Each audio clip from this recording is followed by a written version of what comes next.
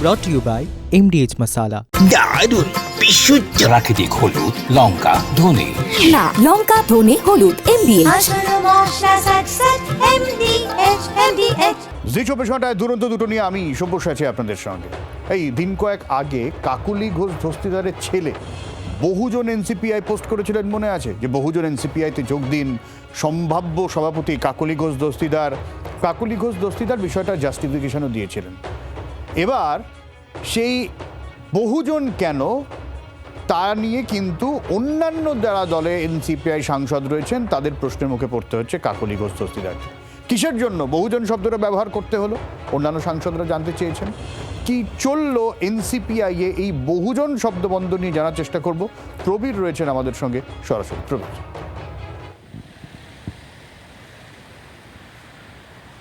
দেখো সব্যসাচী, হঠাৎ এনসিপিআইয়ের আগে বহুজন শব্দ কেন যুক্ত হলো এই নিয়ে এনসিপিআইয়ের মধ্যে অস্বস্তিতে কাকুলি ঘোষ দস্তিদার। তাকে প্রশ্ন করেছেন অন্যান্য সাংসদরা যে কেন হঠাৎ বহুজন লিখতে হলো। এই বহুজন লেখার ফলে এনসিপিআইয়ের অন্যান্য সাংসদদের বিভিন্ন প্রশ্নের মুখে পড়তে হচ্ছে, বিভিন্ন প্রশ্নের উত্তর তাদের দিতে হচ্ছে, যে প্রশ্নের উত্তর তাদের জানা নেই। কেন হঠাৎ বহুজন লিখতে হলো এই জবাব চেয়েছেন অন্যান্য সাংসদরা কাকুলি ঘোষ দস্তিদারের কাছে। ফলে বিষয়টিকে কেন্দ্র করে কাকুলি ঘোষ দস্তিদার এনসিপিআইয়ের মধ্যে এখন অস্বস্তিতে রয়েছেন বলে জানা যাচ্ছে সূত্র মারফত। কাকুলি ঘোষ দস্তিদার থেকে তিনি জানিয়েছেন যে ছেলে এটি করেছেন, এবং আমরা যেটুকু দেখেছি যে কাকুলি ঘোষ দস্তিদার বহুজনের সপক্ষে যুক্তিও দিয়েছিলেন। কিন্তু সেই প্রবীর একটু আটকাচ্ছি, মানে তুমি যেরকম বললে না ছেলে এটা করেছিলেন, তার মানে কি বৈদ্যনাথ ঘোষ দস্তিদার লিখে দিয়েছিলেন, তারপরে মানে অস্বস্তিতে পড়ে কাকুলি ঘোষ দস্তিদারকে সাফাই দিতে হয়েছিল, এরকম কোনো বিষয়?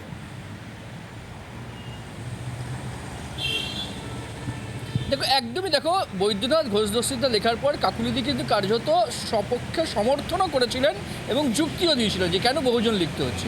কিন্তু বিষয়টা ভালোভাবে নেননি এনসিপিআইয়ের অন্যান্য সাংসদরা। তারা প্রশ্ন করেছেন কাকুলি ঘোষ দস্তিদারকে।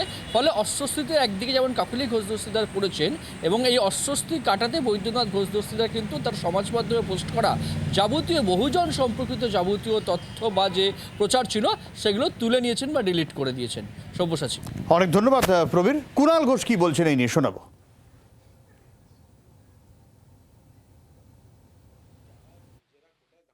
সেটাই জানেন না, আচমকা জিজ্ঞেস করুন আপনি কোন পার্টিতে আছেন, বলতে পারবেন। ওই 20 জন জিতেছেন তৃণমূল থেকে, ঘুরঘুর করছে বিজেপি নেতাদের বাড়িতে, মুখে বলছে এনসিপিআইতে গেছে, তাদের বাড়ির লোক পোস্ট করছে একটা অন্য দলের নাম। আবার লোকসভা টিভিতে দেখা যাচ্ছে যে তারা তৃণমূলেই আছেন। ফলে এনার যে কোথায় আছেন, কে কোথায় দাঁড়িয়ে, সেটা এরা নিজেরাই জানেন না। এরা গদ্দার। এনসিপিআই নিয়ে একটা সমস্যা তো রয়েছে, এনসিপিআই সংসদ এখনো পর্যন্ত স্বীকৃতি পায়নি। তৃণমূল লেখা হচ্ছে, যেরকম কুণাল ঘোষ বললেন এটা ঠিক, আবার স্বীকৃতি পাওয়ার চেষ্টা করছে, তারা ইন্ডিয়া শিবিরের সঙ্গেও থাকছেন। কিন্তু এই যে বহুজন, এটা কেন? আর যে যখন এরকম পোস্ট হলো তারপরে আমরা কাকুলি ঘোষ দস্তিদারের সঙ্গে কথা বলেছিলাম, তখন তার সাফাই কী ছিল? আগের ফোনও যখন প্রথমবার পোস্ট করা হয়েছিল বৈদ্যনাথ ঘোষ দস্তিদারের তরফে, কি বলেছিলেন তখন, কি সাফাই ছিল শোনাই। আমরা অভিজ্ঞ সাংসদ হিসেবে সাংসদ তহবিলের অর্থ বা মানুষের যে সেবায় নিয়োজিত আমরা, সেটা মানুষকে জানাতে হবে। অনেক সময় দেখা যায় যে একটা এলাকাতে আদিবাসী মানুষ বেশি থাকেন, তো সেই রকম সব এলাকাতে অনেক কাজ পড়ে আছে, সকলকে নিয়ে কাজ করাটা মানেই হচ্ছে বহুজন। তার মানে এনসিপিআই বা বহুজন এনসিপিআই আলাদা কিছু নয়, এটা এনসিপিআই বহুজনকে নিয়ে চলার, সেটাই সকলকে নিয়ে চলার জন্যই এরকম ভাবে লেখা হয়েছে, যাতে মানুষ বুঝতে পারে। কেননা আমি যে দল চেঞ্জ করেছি সেটা তো মানুষ জানে না, সবাই তো আর রোজ খবরের কাগজ পড়ে না। সেইখানে কথাটা পৌঁছতে গেলে যেমন ফেসবুক টুইটারে দেওয়া হচ্ছে, সেরকম সংবাদ মাধ্যমকে জানানো হচ্ছে, সেরকম আবার লিফলেট ছাপিয়ে দেওয়া হচ্ছে যে এটা নতুন পার্টি। এইটা ছিল কাকুলি ঘোষ দস্তিদারের যুক্তি। আর এই যুক্তি দেওয়ার পরে, এই সাফাইয়ের পরেই দলীয় যারা সাংসদ রয়েছেন, বাকি যে সমস্ত 19 জন সাংসদ রয়েছেন, তাদের প্রশ্নের মুখে পড়তে হয় কাকুলি ঘোষ দস্তিদারকে যে আচমকা আপনি এই বহুজন শব্দটা লিখতে গেলেন কেন, আপনার ছেলে পোস্ট করলেন কেন, কেন আপনি সাফাই দিলেন তারপর সেই বহুজন নিয়ে। এবং শুধু তাই নয়, পোস্টে তো বৈদ্যনাথ ঘোষ দস্তিদারের পোস্টে এরকমও ছিল যে সম্ভাব্য সভাপতি কাকুলি ঘোষ দস্তিদার। আমরা রাজনৈতিক বিশ্লেষক সুকান্ত ঘোষের সঙ্গে কথা বলবো। সুকান্তবাবু রয়েছেন আমাদের সঙ্গে। সুকান্তবাবু, এই যে বহুজন নিয়ে বিতর্ক তো হচ্ছে, কাকলি ঘোষ দস্তিদার চাপে পড়ছেন, তিনি বলছেন সবাইকে নিয়ে চলার বহুজন, মানে ওনার যুক্তি যদি মানতে হয়, হঠাৎ করে বিজেপির মনে হলো সবাইকে নিয়ে চলবো, বহুজন বিজেপি, তৃণমূল বহুজন, তৃণমূল বহুজন কমরেড, এরম বসানো যায় আর কি বহুজন। এখন সমাজবাদী পার্টি যদি বহুজন সামনে বসিয়ে দেয় তাহলে আবার চাপ, গোটা বিষয়টা ভীষণ ঘাঁটা। আসল বিষয় এনসিপিআই তো এটা পুরোটা হাইজ্যাক করে দলটি নিয়েছে কাকলি ঘোষ দস্তিদাররা, এবং তুমি দেখবে শিউলি দেবী উনিও জানেন না যে এই দলটি কে নিয়েছে, কখন নিয়েছে। এবার যা ইচ্ছে করে তার প্রিফিক্স কিছু বসানোর আগে ভাবতে হবে যে দলটাকে বহু হিসেবে তৈরি করতে গেলে সেখানে কিন্তু মানে বহু কথাটার যথার্থতা কি থাকে, মানে সেখানে কি কারণে বহু যুক্ত করা হবে, মানে যে কোনোভাবেই যুক্ত করা যায় এটা যায় না। কিন্তু যে কোনো রাজনৈতিক দলের একটা গঠন প্রণালী থাকে এবং তার নামটা ঠিক করে তাদের কার্যকর্তা যারা রয়েছে, কর্মকর্তা, তারা সকলে মিলে একটা দলের নাম তৈরি হয়। তো হঠাৎ করে বহুজন যদি আমি যুক্ত করে দেই, এর অর্থ মানে কোথা থেকে, মানে বাকিরা জানেন কি না। তাহলে সুকান্তবাবু, আমি যদি কাকলি ঘোষ দস্তিদারের সাফাইটাকে পাশে রেখে এরকমও যদি একটা থিওরি দাঁড় করাই যে তার মানে কি আলাদা করে একটা এনসিপিআই থেকে বহুজন এনসিপিআই এরকম একটা সম্ভাবনা ছিল যেখানে সম্ভাব্য সভাপতি হতে পারতেন কাকলি ঘোষ দস্তিদার, দলের মধ্যেই ফ্র্যাকশন, যে প্রশ্নটা আমরা আগেও তুলেছিলাম, এখন তো দলের মধ্যে প্রশ্নের মুখে পড়তে হচ্ছে তাকে। দেখো সব্যসাচী, এই দলটির তো আরো কিছু যখন তখন যে কেউ বেরিয়ে যেতে পারে।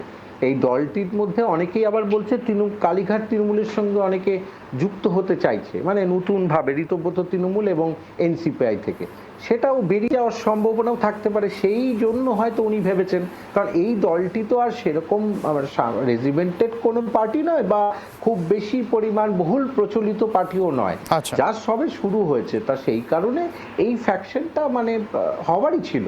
এবং এখান থেকে হয়তো, আমি আবারও বলছি, সবকিছু হয়তো এই কারণে বলছি কারণ পুরোটা ঘেটে হয়ে গেছে, যে মানে কি করতে চাইছেন তারা, এর উদ্দেশ্যই বাকি, এই দলটির লক্ষ্যই বাকি, তা কিন্তু জনমানুষে পরিষ্কার নয়। সব্যসাচী, ঠিক, আমরা শতাব্দী এবং মালা রায় সবার সাথে যোগাযোগ করেছিলাম, কেউই কিচ্ছু বলতে চাইছেন না এই এনসিপিআই নিয়ে। আর কাকলি ঘোষ দস্তিদার তো এখন আর ফোন ধরছেন না, আজকে সকাল থেকে যখন থেকে চেষ্টা করা হচ্ছিল। যাই হোক, আমরা পরে ইস্যুতে চলে যাই। বিজেপি গত কয়েকদিনে বিজেপির বিরুদ্ধে একাধিক অভিযোগ উঠছে এবং বিজেপির মধ্যে একাধিক ফ্র্যাকশনের মধ্যে ঝামেলার খবর পাওয়া যাচ্ছে, তোলাবাজির অভিযোগ উঠছে, অশান্তি হচ্ছে। শীর্ষ নেতৃত্বের তরফে যতই বারবার বলা হোক না কেন এসব কিছু বরদাস্ত করা হবে না, কিন্তু হচ্ছে। শৃঙ্খলা রক্ষায় এবারে বঙ্গ বিজেপি শীর্ষ নেতৃত্ব আরও কড়া বার্তা দিল। দলের নিয়ম না মানলে ত্যায্যপুত্র করা হবে, লাথি মেরে বের করে দেওয়া হবে। কিছু মানুষ ব্যক্তিগত স্বার্থে ঝামেলা পাকাচ্ছেন, এমনটাই দাবি করছেন সুকান্ত মজুমদার। শোনাই।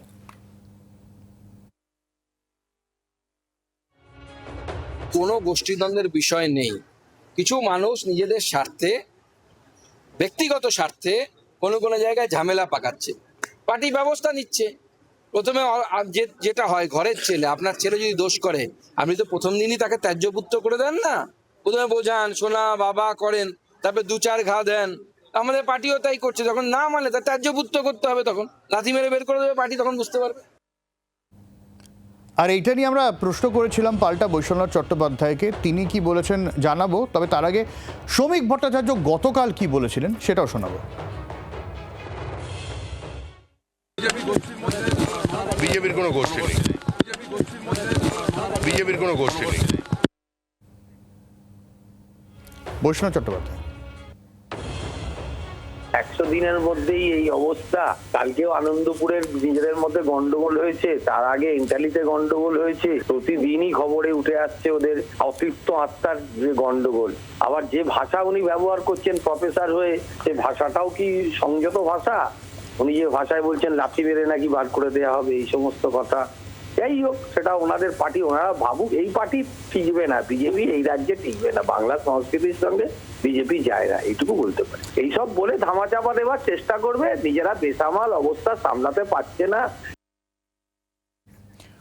আমি সুকান্তবাবুর কাছে যাবো। সুকান্তবাবু, কি মনে হয় আপনার, নেহাতি একটা নতুন দল ক্ষমতায় এসেছে, প্রত্যেকেই চাইছেন, ফ্রন্ট ফুটে আসছে, সেই জায়গা থেকে নাকি কোথাও গিয়ে একটা সমস্যা কোথাও হচ্ছে? দেখো, বিজেপির সমস্যাটা পশ্চিমবঙ্গে যেহেতু তাদের কর্মকর্তারা রয়েছেন, কিন্তু তুমি লক্ষ্য করবে সব্যসাচী, তারা কিন্তু যেটা ভোট পেয়েছে শুধু তাদের কর্মকর্তাদের জন্য নয়, তাদের প্রচারের জন্য নয়, একটা দলের অ্যান্টি ইনকাম কিংবা ইনকামবেন্সি ফ্যাক্টর, দুর্নীতির বড় বড় অভিযোগ যেগুলো থাকার কারণে কিন্তু বিজেপি জায়গাটা পেয়েছে। এবার প্রত্যেকটি অঞ্চলে বিজেপির কিন্তু সেই সংগঠনটা নেই সব্যসাচী, এবং যেটা কিন্তু তৃণমূলকে ভাঙিয়ে বা তৃণমূল কংগ্রেস কোনো না কোনোভাবে যুক্ত হতে চাইছে, মানে এবং এই কারণে কিন্তু সমস্যাটা হচ্ছে না, মানে টেকনিক্যালি আপনি যেটা বলতে চাইছেন, যদি 10 জন রাজনৈতিক কর্মী থেকে থাকেন তাহলে সেখানে কোনো কোনো জায়গায় বিজেপির 4 জন কর্মী, বাকি অন্যান্য দল এবং তৃণমূল। এখন ওই 4 জনকে নিয়ে কাজ হচ্ছে না, বাকি 6 জনের মধ্যে থেকে এখানে ভিড়তে চাইছেন, নাহলে 4 জন নিয়ে সত্যিই তো চালানো যায় না, এখানেই সমস্যা হচ্ছে। একদমই বেনজল, মানে যেটা বেনজল বলে সেটা ঢুকে যাচ্ছে, এবং এর ফলে কি হচ্ছে দেখবে যে তারা বেসিক্যালি তৃণমূল কংগ্রেসকে নেবে না বলছে, কিন্তু যখনই ভালো এবং খারাপ তৃণমূলের মধ্যে ব্যবধান তৈরি করা হচ্ছে, তার মানে তোমায় বুঝতে হবে কোনো না কোনোভাবে তারা যেভাবে সংগঠনটা তৈরি করে, বেসিক্যালি আরএসএস তো 2014 থেকে পশ্চিমবঙ্গের সংগঠনটা খুব ভালোভাবে হাত দিয়েছে, কিন্তু সেখানে কিছু খামতি থেকে যাচ্ছে, এবং এই বেনজল সুবিধাবাদীরা কি করতে চাইছে, অতিরিক্তভাবে 4 তারিখের পর অতি বিজেপি হবার চেষ্টা করছে। না, কিন্তু সুকান্ত, একটা টেকনিক্যালি সমস্যা আছে, আমি আপনাকে বলি। আমার এক পরিচিত, সে টালিগঞ্জের একটি ওয়ার্ডের বাসিন্দা, সে ভোটের পর সে দীর্ঘদিন ধরে বিজেপির কর্মী, এবার সে ভোটের পর ওয়ার্ডে বিজেপি কর্মী খুঁজতে বেরিয়েছিল। তার দাবি 6 জন মাত্র বিজেপি কর্মী পেয়েছেন যারা শুরু থেকে এই দলটা করেন। এখন প্রশ্ন হচ্ছে, ধরা যাক সেই ওয়ার্ডে একটা ওয়ার্ড অফিস করতে হলো, দলকে সংগঠন বাড়াতে হলো, 6 জন নিলে তো হবে না, অন্যান্য দল থেকে নিতে হবে, ন্যাচারালি তৃণমূল থেকে নিতে হবে, এছাড়া দলটা চলবে কি করে? আমি সেটাই বলছি সব্যসাচী, প্রথমে আমি বললাম যে দল এটা কিন্তু শুধু বিজেপি জেতেনি, একটা অ্যান্টি ইনকামবেন্সি ফ্যাক্টর কাজ করেছে, মানে মানুষ নিজেই ভোট দিয়েছে বিজেপিকে, কোনো দল, সে সিপিএম এর হতে পারে, সে তৃণমূলে হতে পারে। তুমি যেটা বলছো এটা বাস্তব, একদম তৃণমূল স্তরে কিন্তু সংগঠনটা সেভাবে তৈরি হয়নি, সুতরাং এখনো কিন্তু বিজেপির যে রাজ্য নেতৃত্ব সেটা কিন্তু মরীচিকার মতো অবস্থা, যে মানে যে তৃণমূল স্তরের যে নেতৃত্বরা তারা সঠিকভাবে কাজ করতে পারছে, আদৌ কি তারা আছে, মানে ওই মরীচিকার মতো, মানে এখনো তাদের কাছে ক্লিয়ার নয় যে, এবং ভালো তৃণমূল তাদেরকে কিভাবে নেওয়া হবে, এই যে বিভিন্ন কিছু তাদের মধ্যে কাজ করছে। এই জন্য দলটা কিন্তু সঠিকভাবে অন্যান্য রাজ্যে যেভাবে কাজ করে পশ্চিমবঙ্গে কাজ করতে পারছে না, ঠিক সেটাই হলো সবচেয়ে সমস্যা। একদমই, অর্থাৎ সরকারে আসা মানেই যে সংগঠন চাঙ্গা তা নয়, সংগঠনকে আলাদা করে যদি চাঙ্গা না করা যায়, স্থানীয় স্তরে আরও শক্তিশালী নেতা যদি তৈরি না করা যায়, তাহলে কন্ট্রোল কিন্তু সমস্যার মধ্যে পড়ছে। যদিও বিজেপি রেজিমেন্টেড পার্টি, সমস্যা যদি থেকেও থাকে তারা সমাধান করে নেবে, এটা মনে করাই যায়। অনেক ধন্যবাদ সুকান্তবাবু আপনাকে। আমরা পরের ইস্যুতে চলে যাই। সেফ করিডর, আগে একাধিক সেফ করিডর ছিল, জঙ্গিদের সেফ করিডর, সেই সমস্ত সেফ করিডর কি বদলে বদলে যাচ্ছে? কারণ চেনা পথে বদলের ছক কষছে জঙ্গিরা। এনআইএ রিপোর্ট সামনে এসেছে, যেখানে সীমান্ত পথে জঙ্গি নেটওয়ার্কের হদিশ পাওয়া গেছে, নতুন নেটওয়ার্ক, যেখানে উত্তরপ্রদেশে আলাদা করে ঘাঁটি গড়ার ছক কষছে জঙ্গিরা, এবং বাংলাতেও রয়েছে, উত্তরপ্রদেশে নতুন করে সেফ হাউস বানানোর ছক চলছে। কোন কোন জায়গায়, যদি আমি বাংলার উত্তরপ্রদেশ ধরি, কোথায় নতুন ট্রানজিট রুট তৈরি হচ্ছে, সেফ হাউস কোথায় বানানোর ছক চলছে, কোন কোন জায়গায় নির্দিষ্টভাবে কিভাবে জঙ্গিদের সেই রুটটা তৈরি হচ্ছে, যেটা এখনও পর্যন্ত সামনে এসেছে এবং সেটা ভাঙার কাজ চলছে, আমরা বুঝে নেব। নিউজ রুম থেকে আমার সহকর্মী আহেলি রয়েছেন সরাসরি। আহেল, একেবারে সব্যসাচী, যেমনটা তুমি বলছিলে যে জঙ্গিরা তাদের যে সেফ করিডোর, সেই সেফ করিডোরটাকে আর সেফ বলে মনে করছে না, আর সেই জন্যই তারা নতুন এবং বিকল্প পথের সন্ধান করে চলেছে এবং তারা পেয়েওছে। প্রতিবারের মতো তাদের ছক বানচালের চেষ্টা আমাদের ইন্টেলিজেন্স এবং আমাদের আর্মির। যে পথটাকে তারা এই মুহূর্তে টার্গেট করেছে, একটু দেখাই, এটা হচ্ছে নেপাল সীমান্ত সব্যসাচী। এই নেপাল সীমান্ত, সেখান দিয়ে প্রবেশের তারা চেষ্টা করছে জঙ্গিরা, এবং একেবারে এই যে উত্তরপ্রদেশ করিডোর, এটাই হচ্ছে ট্রানজিট জোন।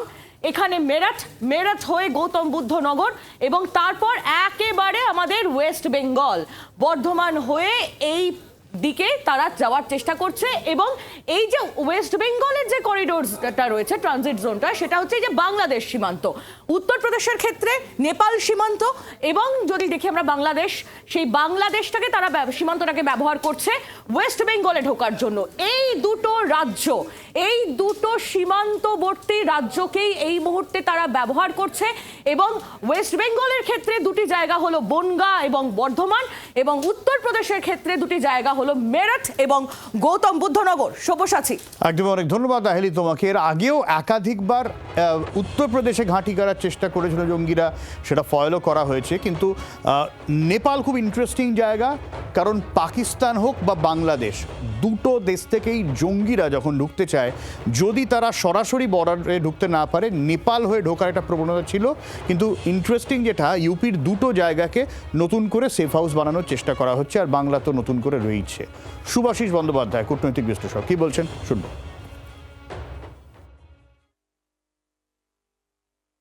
পলিটিক্যাল সাপোর্ট যেটা তারা পাচ্ছিল এতদিন ধরে, সেটা প্রিসাইজলি এখন আর পাওয়া যাচ্ছে না। ইন্ডিয়া অনেক টেকনিক্যালি এবং ট্যাকটিক্যালি গোটা ব্যাপারটাকে দেখছে, সেইটার যে কি কি রকম এফেক্ট হতে পারে সেটা তারা যথেষ্ট রকম ভালোভাবে জানে, এবং জানে বলেই এখন তারা স্প্লিট করছে, বিভিন্ন রকম টুকরো টুকরো টুকরো টুকরো করে নিজেদেরকে ছড়াচ্ছে। এবং এই ছড়ানোর মধ্যে দিয়ে তারা যেমন ডিসম্যান্টেল করছে নিজেদের বাংলার ভিতরে, সেরকমই তারা বিভিন্ন রাজ্যের মধ্যে ছোট ছোট টুকরো ভাগ হচ্ছে।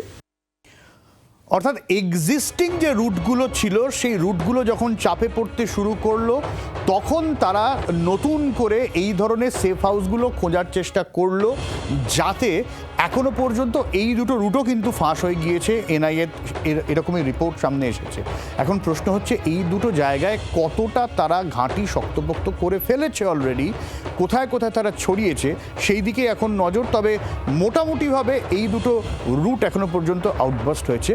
মোটামুটিভাবে এই যে দুটো রুট, যার কথা আমরা ইউপির দুটো ঘাঁটি এবং বাংলার দুটো ঘাঁটি জানছি, আরও একটু গোটা বিষয়টা বুঝে নেব সহজভাবে। এতে নতুন কি তথ্য সামনে আসছে, বিক্রম জানাবে। Vikram.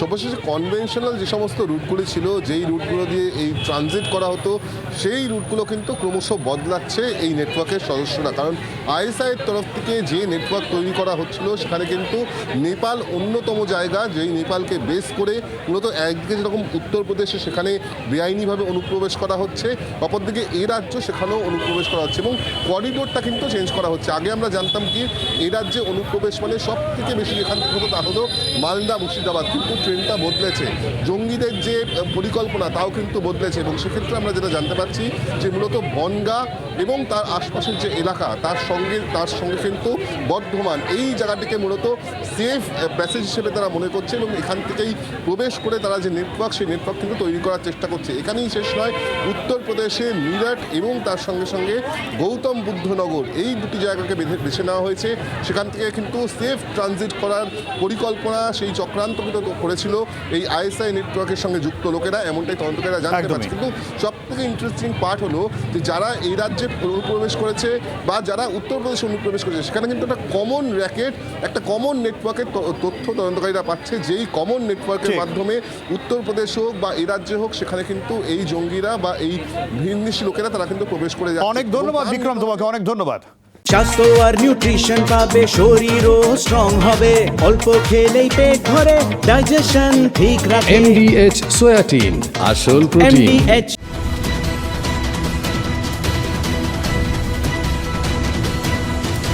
brought to you by MDH Masala।